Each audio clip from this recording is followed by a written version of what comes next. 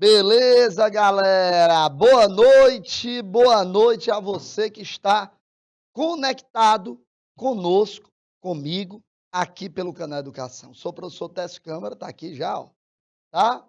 E nós estamos juntos a partir de agora. Você sabe que toda segunda-feira a gente tá coladinho, não é? A gente tá coladinho a partir do primeiro horário, com a EJA sétima etapa. Para começar a semana, começar em alta astral, não é? Tens a beleza da rosa e uma das flores mais formosas. Tu és a flor do meu lindo jardim e eu a quero só para mim. Eita, rapaz! Ei, Tiago Dornelles! O cara começar a semana com a música dessa, rapaz. Hein? Conhece, rapaz? O povo gosta de brega, rapaz. Quanto mais eu penso em me deixar, mas eu sinto que não posso. Diana, por que brigamos? Essa é boa. Pois eu não consigo esquecer as tolices que você fez nessas horas. Já tentei, mas não posso. Tenho a impressão que o amor que um dia existiu entre nós. É bonita a música. É bonita. Olá, galerinha de São Miguel da Baixa Grande, Colônia do Gurgueia, Guaribas, Hugo Napoleão, São Francisco do Piauí, sejam todos muito bem-vindos. Você que está aí pelo IPTV e você que está aí pelo YouTube, também pode nos mandar mensagens através do chat, tá? Fique à vontade, tá? Com você que tiver qualquer dúvida aí na hora da nossa aula, você pode ficar absolutamente à vontade. Vem comigo, vem cá, vem cá, vem cá. Deixa eu habilitar aqui a nossa canetinha. As teorias da evolução. Assuntinho aqui é legal, hein? E tem mais um detalhe, viu? O Enem ama isso aqui. Compreender as principais teorias evolutivas que se propuseram a explicar os mecanismos que levam ao processo de evolução. Esse é o nosso objetivo da aula de hoje. Ao término, questõezinhas para casa, questõezinhas de sala, lindo e maravilhoso. E eu quero começar com você observando esta linda e conhecida imagem. Que evolução, gente? Eu pergunto, evoluir quer dizer sempre melhorar? Que evoluir significa mudar, isso eu não tenho dúvida, mas evoluir significa obrigatoriamente mudar? Aliás, melhorar? Mudar sim, melhorar sempre? Eu acho que não, né? Evoluir significa que nós teremos aí mudanças que somente o tempo e o processo de seleção natural dirão se esse processo de mudança é bom ou se é ruim. Só o tempo vai dizer isso aí. Por enquanto, não. Por enquanto, evoluir significa mudar, né? Significa mudar. E eu quero fazer um parêntese aqui sobre esta imagem. Esta imagem aqui, ó, imagem linda, conhecidíssima nossa. Um macaquinho se transformando num macaco um pouquinho maior do que o macaquinho. O macaco um pouquinho maior que o macaquinho se transformando no macaco maior ainda. Ou o macaco mais desenvolvido. Um macaco médio, um macacão, né? O que mais? Um cara que parece com um ser humano, mas ainda não é. E um cidadão aqui todo de chapéu, boêmio, boemia. A que me tens de regresso? Que rapaz, que música maravilhosa. Deu bom para esse cara aí, né? Que suplicante, eu te peço a minha nova inscrição. Voltei para rever os amigos que um dia, Nelson Gonçalves, Tá aqui, ó, esse carinha aqui, ó. Esse rapazinho aqui, ó. Representando o Homo sapiens sapiens. Representando o Homo sapiens sapiens. Nós. Pois é, galerinha, mas eu preciso dizer para você que esta imagem aqui não corresponde à realidade. Isto porque, do jeito que ela é mostrada, aí volta para mim aqui, Dornelles. Do jeito que ela é mostrada aí, essa imagem, tá? Parece que ela, o ser humano, o homem moderno, esse do chapéu aqui que eu apontei a seta, né? Parece que ele veio do macaco, o pequeno, do primeiro. E se assim for, eu tenho duas colocações a fazer. Uma é sobre o processo de evolução do ser humano, que não ocorreu por anagênese, mas por cladogênese. Só isso já invalidaria essa imagem. Mas a segunda pergunta é melhor. Se o ser humano veio do macaco, por que ainda existe macaco? Hã? Não é legal essa pergunta? Se o ser humano veio do macaco, por que ainda existe macaco, cara? Eu não estou entendendo. Não era mais para existir macaco, cara? Não era mais para existir macaco. E nós temos hoje macaco e ser humano. Você concorda comigo? Parou para pensar um pouquinho sobre isso? Que aqui não faz sentido? Então, essa imagem, toda vez que você a vir, diga assim: meu professor de biologia disse que essa imagem está errada. Isso, o melhor professor, segundo o nosso querido Tiago Dornelles. Palavra dele. Então vamos lá. Galera, tá errado, certo? Bom, mas e sobre as ideias fixistas? Como é que tudo começou, galerinha? Como é que as coisas começaram? Gente, na verdade, nem sempre foi evolucionismo. Nem sempre foi evolucionismo. Durante muito tempo, há muito tempo mesmo, né, as ideias sobre o criacionismo prevaleceram. Mas, gente, muito tempo mesmo, sabe? Muito. E aí, o que pareceu para nós é que, porque nessa época aqui do criacionismo, a Igreja Católica, que ainda hoje tem um poder muito grande, tinha um poder ainda maior. Então era muito cômodo, era muito conveniente, que aí nós estamos falando aqui de criacionismo até meados aí da Idade Média, né? Até mais meados da Idade Média. A Idade Média vai até o quê? 1789, é isso? Revolução Francesa, ou ela começa lá, não lembro. Faz tempo que eu não dou aula de história. Ou não dou aula de história, eu não estudo história, dando aula de biologia. Então, meados ali da Idade Média. De lá para cá, as coisas começaram a mudar, não é? E começaram a mudar com a introdução na França, do evolucionismo.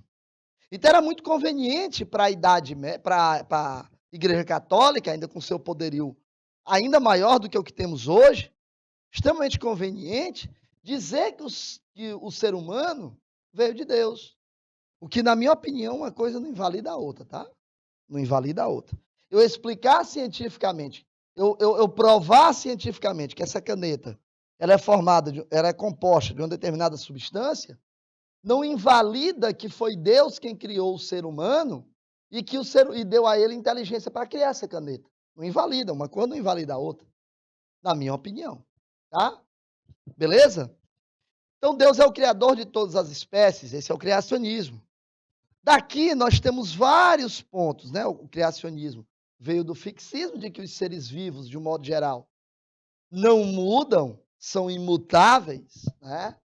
Até porque o processo de evolução é um processo lento, gradual. Aliás, extremamente lento.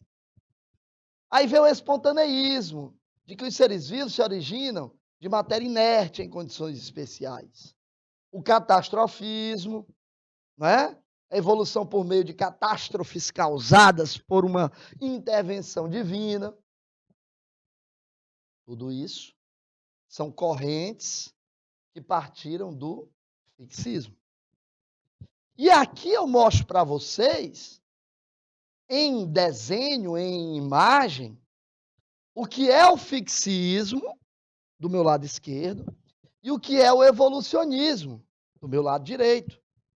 O fixismo aqui do meu lado esquerdo está mostrando de maneira muito clara que não há nenhuma mudança. Está aqui, ó.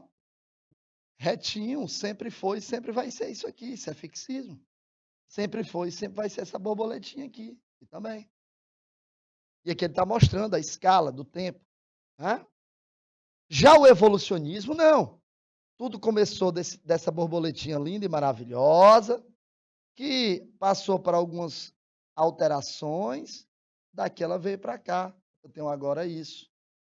E daqui ela veio para cá. Eu tenho agora isso. Quer dizer, duas novas espécies formadas. Eu estou mostrando aí claramente que o processo de evolução é diferente, sim, do fixismo. Beleza?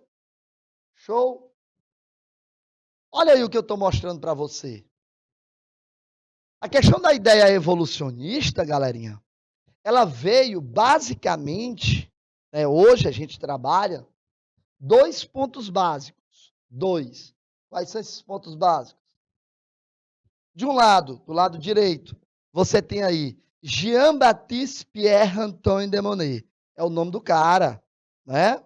Jean-Baptiste Pierre-Antoine de Monet, conhecido como Cavaleiro de Lamarck. E do lado esquerdo, Charles Robert Darwin. Charles Robert Darwin é esse cara aí, barbudão aí de chapéu, cara assim mais sisuda, não é? E tal. Mas, na verdade, nós vamos estudar aqui, nós vamos ver aqui, né? De maneira bem clara, bem clara, bem clara mesmo, como é que se deu toda a evolução dessas ideias, né? As ideias evolucionistas, as ideias fixistas e tal, a gente já viu. E vamos ver o que Lamarck tem a dizer sobre o processo evolutivo e o que Darwin tem a dizer sobre o processo evolutivo também. No que eles concordam, no que eles divergem, quem está certo, quem tem uma teoria, uma lei ou leis que não fazem muito sentido, a gente vai estudar na aula de hoje, tá? Fica atento, hein? Por favor. Vamos começar com esse cara? Com esse rapazinho aí? Jean-Baptiste Pierre-Antoine de Monet, conhecido como Lamarck. Professor, nem o nome Lamarck tem no nome dele. Como é que esse cara pode ser chamado de Lamarck? Deixa eu explicar para você. Na verdade, Lamarck era um cara cuja família tinha posses na França. 1744 a 1829, nós estamos falando aí de quê? Século XVIII, né? Ainda pegando um pedaço da primeira metade e a segunda metade do século XVIII e início, primeira metade do século XIX. Quer dizer, nós estamos falando aí de uma família com posses, família francesa com posses. E aí o Lamarck, né, que é o Jean-Baptiste, ele comprou um título chamado Cavaleiro de Lamarck, é um título da nobreza francesa, assim como no Brasil, antigamente comprava-se o título de coronel, de general, etc. E tal, né? Então, nós temos aqui Cavaleiro de Lamarck, que é um naturalista francês, aluno do Conde de Buffon, que já difundia há um bom tempo, né, ideias evolucionistas, mas que não era tão ouvido assim, não. Né? Conde de Buffon não era tão ouvido assim, não. Mas chegou um cara, Lamarck, disse, opa, peraí, esse rapaz tem razão, sabia? Essa história de fixismo não dá certo, não. E aquilo foi entrando na cabeça do Lamarck, e ele foi começando a perceber que aquilo fazia sentido. Rapaz, quer saber de uma coisa? Queres saber de uma coisa? Eu acho que esse negócio aí faz sentido. O que Lamarck fez? Criou, portanto, 2 leis para explicar o processo de evolução.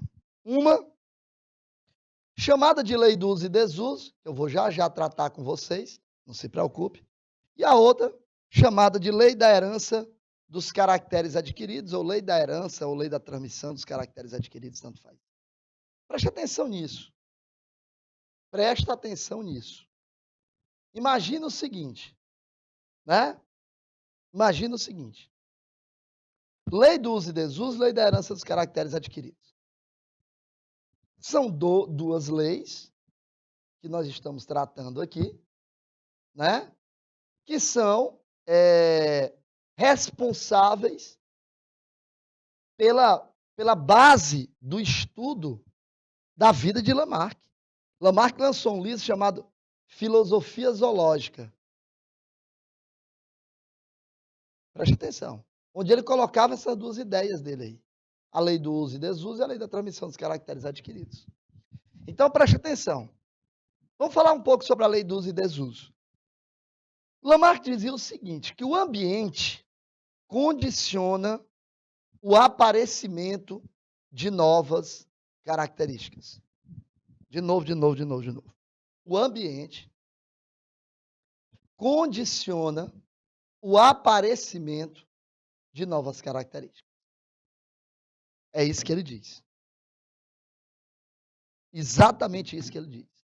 Para Lamarck, se o ambiente, volta aqui, Dornelles, se o ambiente está com uma determinada característica, que o indivíduo que vive nele está em desacordo com este ambiente produzia nesse indivíduo uma mudança de modo que ele passasse, a partir daí, a gerar uma mudança para o aparecimento de uma nova característica. Cara, isso faz sentido, sabia? Olha lá. Olha que coisa interessante isso. Não é? Olha que coisa interessante isso. Então, para Lamarck, o meio modifica o indivíduo, fazendo aparecer nesse indivíduo uma nova característica. Lei do uso e desuso. E ele diz o seguinte: quanto mais você utiliza uma determinada característica, tá?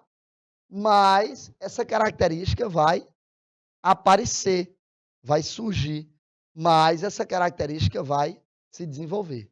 Um determinado órgão, uma determinada estrutura, mais essa estrutura vai aparecer, vai se desenvolver. Beleza? Preste atenção nisso aí. Então, o primeiro ponto é esse. Então, lei do uso e desuso. É claro que hoje você vai dizer, mas isso não faz sentido e tal, etc. Eu sei. Mas é assim. Então, a necessidade cria um órgão e a função o aperfeiçoa, o modifica. Olha só. Então, se eu tenho uma determinada característica, um determinado órgão, uma determinada estrutura, que eu quero, que eu preciso, não é nem que eu quero, né? Porque é o meio que está forçando o aparecimento dessa característica. Se eu tenho uma determinada característica que eu sei que ela não está em acordo com o meio, então é óbvio que essa característica ela vai surgir de acordo com a necessidade do indivíduo. De acordo com a necessidade do indivíduo. Então, o indivíduo tem necessidade de que o pescoço, vou já falar do pescoço da girafa aqui, cresça. Porque ou o pescoço cresce para o indivíduo alcançar alimento em regiões mais altas, ou então ele vai padecer. Com certeza absoluta. Entendeu o detalhe? Entendeu a história? Pronto. Então, a necessidade cria o órgão e a sua função vai modificando. Então, se eu uso, ele se desenvolve. Se eu não uso, ele atrofia. Se eu uso, ele se desenvolve. Se eu não uso, ele atrofia. Se eu uso, ele evolui. Se eu não uso, ele involui. Olha a ideia. Olha a ideia. Olha isso. Olha que imagem. Professor, tá aí, ó. O homem estava certo, olha aí. O Thiago disse que é a meta dele. Olha aí, cara todo bombadão aí, todo invocadão aí, não é não? Filhinho, deixa eu dizer um negócio a você. Primeiro me perdoe aí quem acha isso bonito, mas eu não acho, tá? É uma coisa, uma, vamos dizer, opinião minha. É, pessoal, claro. Já o Thiago disse que a meta dele é chegar desse jeito aqui, não é não, Thiago? Pois pronto, ele acha bonito.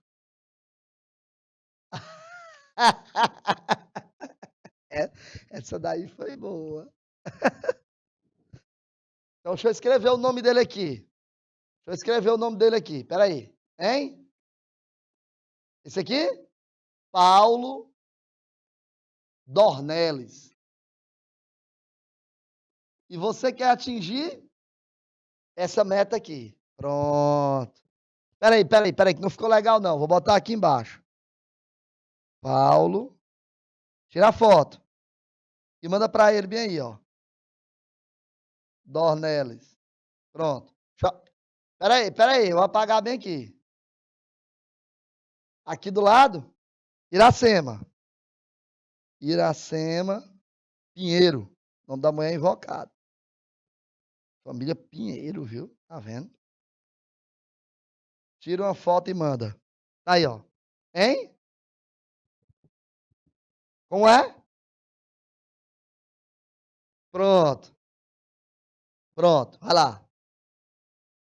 E eu ainda vou fazer assim, ó. Assim, ó. Isso. Pronto. Como é o nome do rapaz aí? Olha aí, embaixo aí. Olha aí o nome aí. Paulo Dornelles. Pronto. E o Thiago disse que o sonho dele, a meta dele é atingir esse mesmo padrão do chefe dele. Rapaz, eu vou dizer, viu? É o rei cada coisa. Tá aí, ó, lei do uso e desuso. Se eu vou pra academia, fico marombadozão aqui, que nem o nosso chefe aqui, o Paulo Dornelles. Pronto, se eu fico marombadozão desse jeito aí, lei do uso e desuso, não é não? Lei do uso e desuso. Professor, então está correto. Não, gente, não está correto. A lei do uso e desuso é apenas, isso, Tiago, exatamente, é apenas para mostrar que o processo aqui que acontece com a musculatura não vale para as estruturas do corpo. A musculatura, isso ainda é possível com a musculatura, porque a musculatura ela tem miofibrilas e o músculo, quanto mais intenso for o metabolismo do músculo, mais ele se desenvolve. Por quê? Numa academia, que é o caso daqueles dois caras, daquele cidadão e daquela cidadã lá, as miofibrilas elas são rompidas e no processo de cicatrização dessa miofibrila, novas são criadas. E essa criação de novas miofibrilas gera aquilo que você acabou de ver. Mas não significa dizer que é lei de uso e desuso. E a lei da transmissão dos caracteres adquiridos? Professor, essa é que não faz sentido mesmo. Mas calma um pouquinho, gente. Não é assim também, não. Não vamos só atacar o cara, porque ele também tem os méritos dele. Primeiro, lembra que ele, o Lamarck, ele foi quem primeiro deu a cara a tapa, né? Deu a cara a tapa. Dizendo o quê? Dizendo, né, falando que o processo de evolução, né, é um processo que existe. Imagina aí o poder que a Igreja Católica tinha na Idade Média. Imagina aí o cara simplesmente chegar e dizer assim, ó, não é assim não, filho. Não é assim não. O negócio aqui é evolucionismo. É isso. Evolucionismo. Vamos acabar com essa história de criacionismo, de fixismo. Acaba com isso. O negócio é evolucionismo. Acontece que naquela época, ele especificamente o Lamarck, não tinha conhecimento sobre genética. Ora, Darwin, que é depois de Lamarck, contemporâneo de Mendel, não falou sobre genética? Imagina aí o Lamarck, que é bem antes. Gente, aí, lei da transmissão dos caracteres adquiridos. O que ele diz? Toda característica adquirida durante a vida pelo uso ou perdida pelo desuso será transmitida aos descendentes.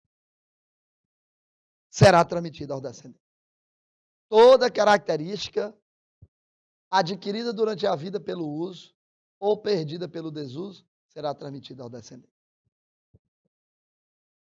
Isso é a lei da transmissão dos caracteres adquiridos.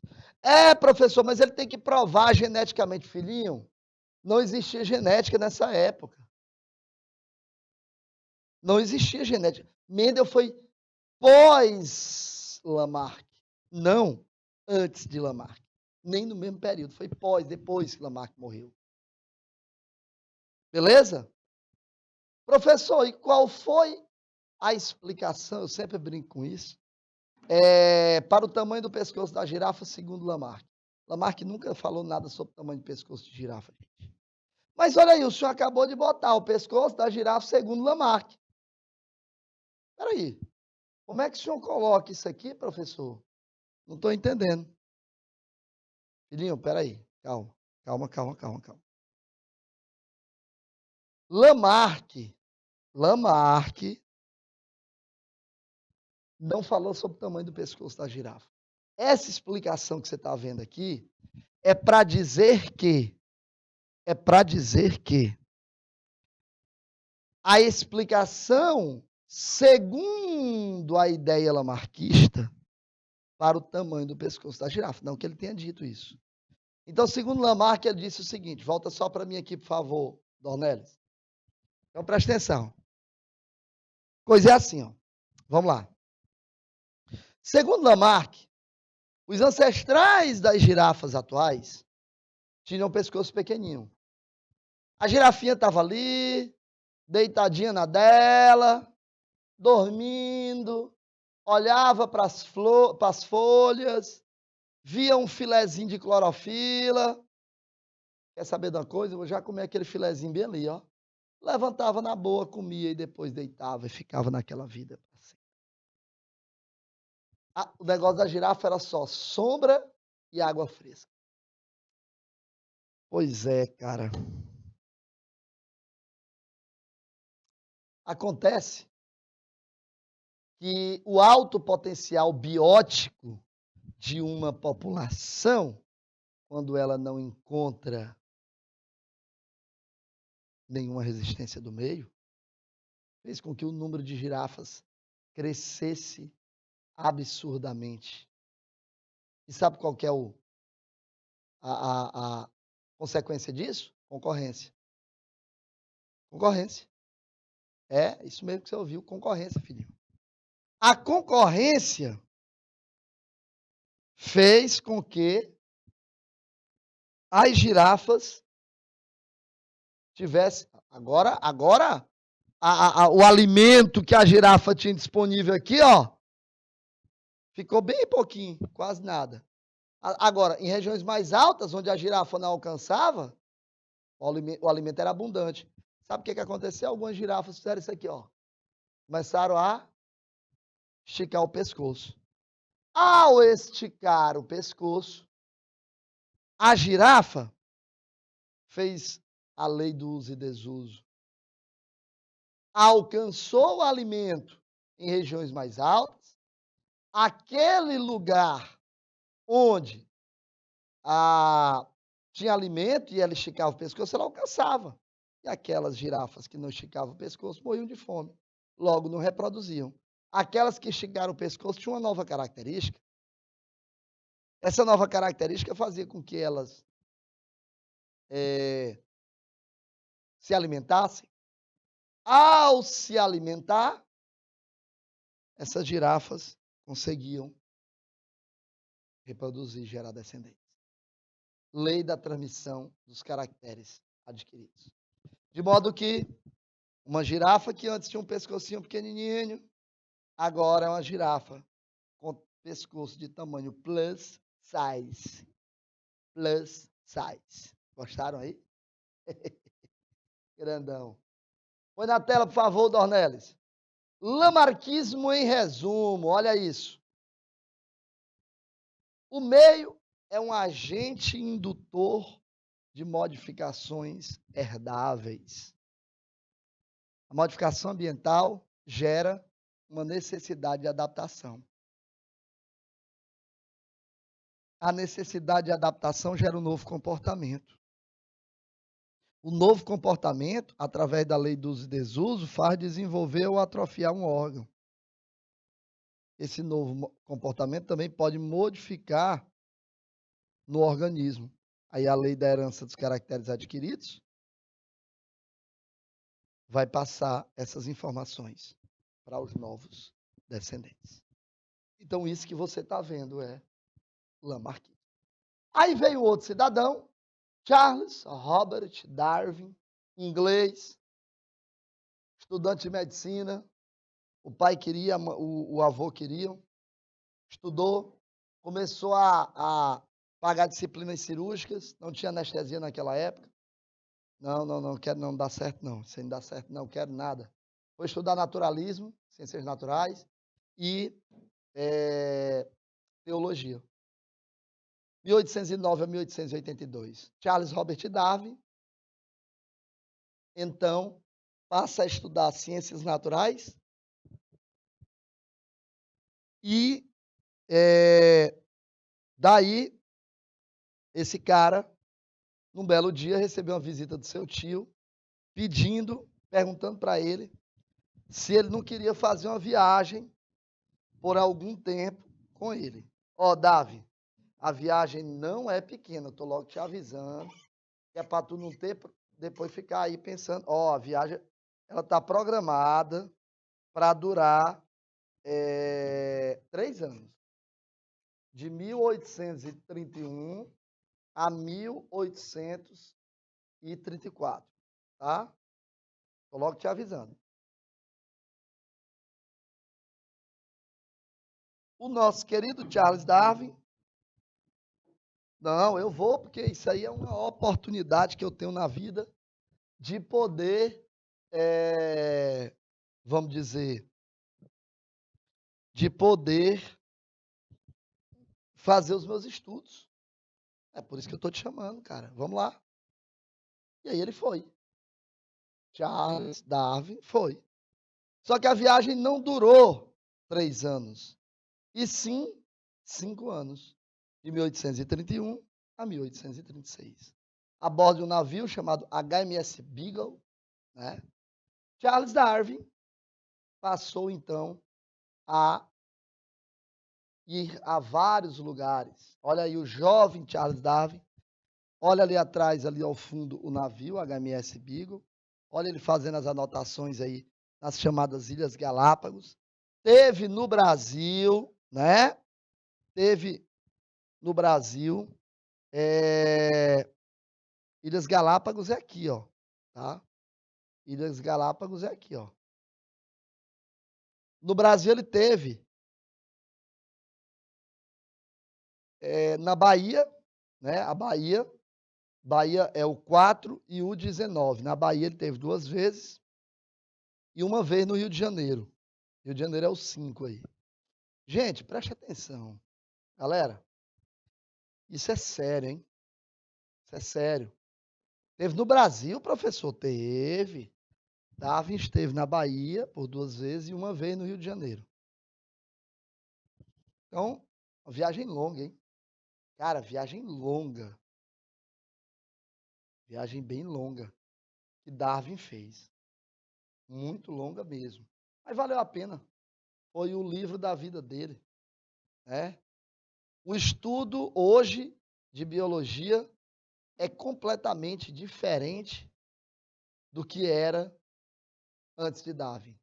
Darwin, ao lançar o livro A Origem das Espécies por Meio da Seleção Natural, que foi publicado em 1859, né? Não foi logo que Darwin voltou da viagem. Ele voltou em 1836. De 36 a 59 são 23 anos. Quer dizer, demorou muito tempo para terminar o livro. Tá? Então, o que é, em resumo, vamos dizer assim, a teoria da seleção natural de Charles Darwin? Então, como é que é isso? Charles Darwin disse que, na verdade, existe sim o processo de evolução das espécies, né? Existe sim. Então, o que aconteceu foi, todos os seres vivos, de um modo geral, eles não têm esse negócio de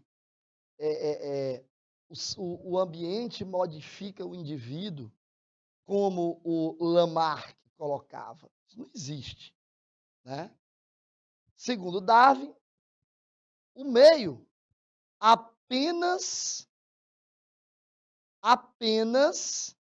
olha lá, seleciona aqueles organismos cujas características, tá?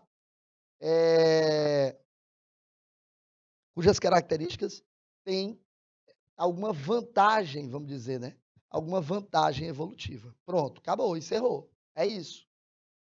Então, o que acontece é que o meio só seleciona o indivíduo. Só isso. O meio só seleciona o indivíduo. O meio não induz o indivíduo a mudar, apenas seleciona. A coisa funciona dessa forma, segundo Charles Darwin. Tá? Então, as espécies, em todos os indivíduos daquela determinada espécie, eles nunca são iguais. Nunca. Nunca. Existem variações. E essas variações, elas são herdadas. Claro que, novamente, eu lembro a você que Darwin, muito embora fosse contemporâneo de Mendel, mas Darwin não tinha um conhecimento sobre genética, tá? Não tinha conhecimento. Aquilo que traz alguma vantagem evolutiva será transmitido aos descendentes. Mas aquilo que não tem nenhuma vantagem evolutiva não é transmitido. Simples assim. Então, o processo é processo de seleção natural.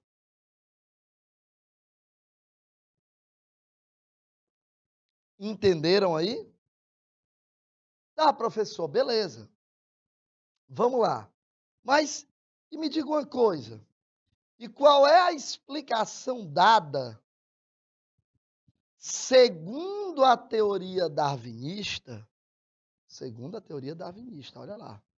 Segundo a teoria darwinista, qual é a explicação dada para o tamanho do pescoço da girafa? Então, gente, segundo a teoria darwinista, as girafas, os ancestrais das girafas atuais, volta só para mim aqui, Dornelles, por favor. Eles tinham pescoço de tamanhos variados. Existia girafinha que tinha pescoço de tamanho P, M, G, GG e plus size. Todos os tamanhos. Agora, a questão é que as girafas que tinham pescoço pequeno, o alimento acabou numa determinada altura, porque ela alcançava o alimento só até ali. As de tamanho de pescoço médio alcançava médio e baixo. As de tamanho de pescoço longo alcançava longo, médio e baixo. Quer dizer, agora quem ficou em vantagem evolutiva? Já que o alimento da média e o alimento do pescoço curto acabaram. Quem fica agora na vantagem evolutiva é o de tamanho de pescoço grande. Que comia, que se alimentava, que reproduzia e que deixava descendentes. Olha a história. Para Lamarck, o meio muda. Para Darwin, o meio apenas seleciona. Põe na tela, por favor. Olha aí a diferença entre Lamarck e Charles Darwin. Olha aí a diferença. O meio cria necessidade. Para Darwin, não, o meio só exerce a seleção natural. Beleza? Tá lindo isso?